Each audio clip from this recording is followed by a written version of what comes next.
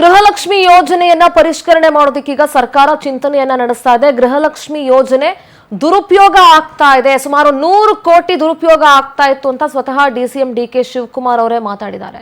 KPCC ಕಚೇರಿಯಲ್ಲಿ ಇವತ್ತು ಸುದ್ದಿಗೋಷ್ಠಿಯಲ್ಲಿ ಮಾತನಾಡಿದ್ರು ಡಿಸಿಎಂ ಡಿಕೆ ಶಿವಕುಮಾರ್. 100 ಕೋಟಿ ಹಣ ವ್ಯರ್ಥವಾಗ್ತಾ ಇತ್ತು, ಸೊ ಹಾಗಾಗಿ ಅದನ್ನ ನಾವು ಪರಿಷ್ಕರಣೆ ಮಾಡಬೇಕು ಅಂತ ಅಂದ್ಕೊಂಡಿದೀವಿ.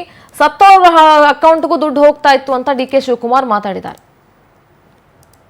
ಸೊ ನಮಗೆ ಸುಮಾರು 100 ಕೋಟಿ ರೂಪಾಯಿ ಅಷ್ಟು ಯಾರು ಗ್ಯಾರಂಟಿ ತೆಗೆದುಕೊಡ್ತಾ ಇದ್ರು ಅವರು ಎಲ್ಲ ತೀರ್ಕೊಂಡಿದ್ದಾರೆ. ಆ ತೀರ್ಕೊಂಡಿದ್ದಂತ ಸಂದರ್ಭದಲ್ಲಿ ದುಡ್ಡು ಬೇರೆಯವ್ರಿಗೆ ಹೋಗಿ ಮಿಸ್ಯೂಸ್ ಆಗ್ತಾ ಇದೆ, ಅದು ದಾಖಲೆ ಬಂದಿದೆ. ಎರಡನೇದು ಆ ಟೈಮಲ್ಲಿ ನಾವು ಚೆಕ್ ಮಾಡೋದು, ಆ ಟೆಲಿಫೋನ್ ನಂಬರ್ಸ್ ಎಲ್ಲ ಯಾರ್ಯಾರೋ ಕೊಟ್ಬಿಟ್ಟಿದ್ದಾರೆ.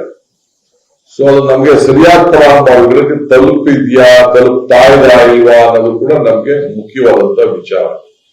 ಈ ವಿಚಾರದಲ್ಲಿ ನಾವು ಅದನ್ನ ಮತ್ತೆ ಅವರಿಗೆ ನಿಮ್ಮ ದಾಖಲೆಗಳನ್ನ ಸರಿಯಾದ ರೀತಿಯಲ್ಲಿ ಕೊಡಿ ಅಂತ ಕೇಳಲಿಕ್ಕೆ ಈಗಾಗಲೇ ಚರ್ಚೆ ಅನೇಕ ಸಲಹೆಗಳು ಬಂದಿದೆ.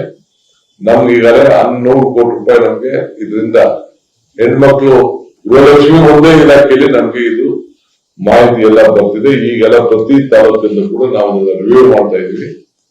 ಸೊ ಮಾಡಿ ಮಾಹಿತಿ